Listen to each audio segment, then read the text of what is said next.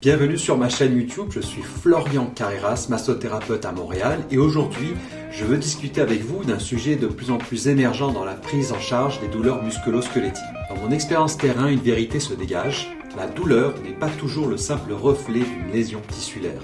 Malgré nos efforts pour établir des liens linéaires entre la douleur et les lésions, la réalité est souvent bien plus nuancée. Imaginez un patient qui entre dans votre cabinet souffrant d'une douleur intense au niveau du coude.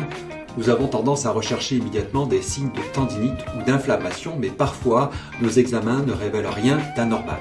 Alors que dire à ce patient souvent anxieux et en quête de réponse? L'approche biopsychosociale nous enseigne que la douleur ne résulte pas uniquement de lésions tissulaires, mais implique des interactions complexes entre les facteurs biologiques, psychologiques et sociaux. Alors nous, thérapeutes manuels, avons été formés à chercher la cause de la douleur, mais nos interventions vont bien au-delà.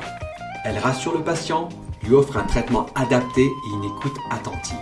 C'est ce que nous enseigne en fait la recherche. C'est en fait un mélange de tout cela qui contribue à soulager la douleur.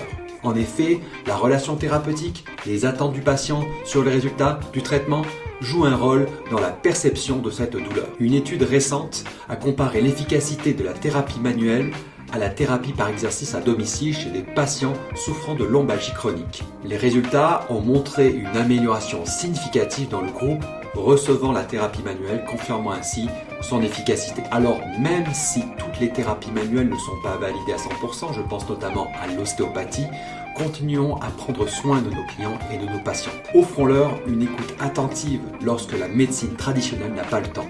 Prenons en charge leurs douleurs, leurs défis personnels, car parfois, la vérité se trouve ailleurs. Alors que pensez-vous de ce nouveau contenu? N'oubliez pas de vous abonner à ma chaîne pour plus de conseils et d'informations sur la santé et le bien-être. Alors merci de votre écoute et je vous dis à très bientôt.